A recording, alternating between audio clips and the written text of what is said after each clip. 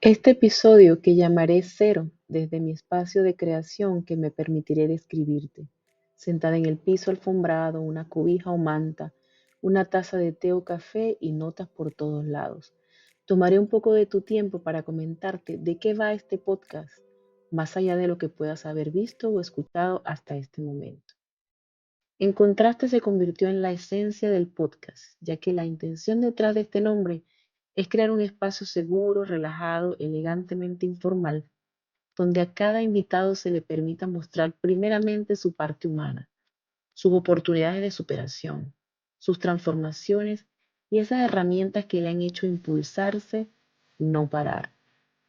También cuando se han permitido vivir momentos que hieren, que sacuden, que son puertas a reflexionar, donde antes de irse la experiencia, se sientan con ella y le dicen, a ver, ¿qué viniste a enseñarme? ¿A qué debo tu visita? ¿Me estás llenando mi equipaje o te vas dejándome más ligero? Transitamos también en esa conversación por el hacer y esa expertise, sabiduría adquirida durante años de servicio y si existe esa conexión con su ser. Eres lo que haces. Así que desde este espacio contaremos con invitados inesperados, probablemente no presentes en el radar de tus redes sociales, quienes no necesariamente tienen otro emprendimiento más allá que el de liderar su propia vida. Madres, amigas, profesionales, con un pedacito de historia que puede ser similar a la tuya.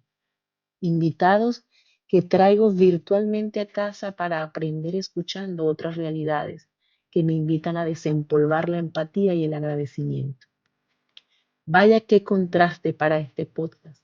También contar con episodios enriquecidos con herramientas a través del aporte de expertos en diferentes ámbitos que brindan su saber con la intención y el único interés de dejarlos al descubierto solo para ti, apostando a tu impulso y despertar de curiosidades, contribuyendo más y más a darle valor a tu kit de recursos para el crecimiento personal y profesional.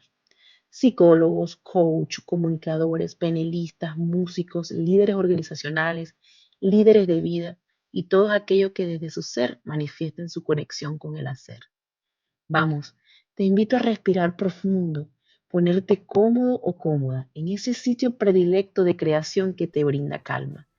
Prepárate con ese aroma a café o con lo dulce de un té para sentir, ver, escuchar nuevos, renovados conocimientos y experiencias que vendrán a ti.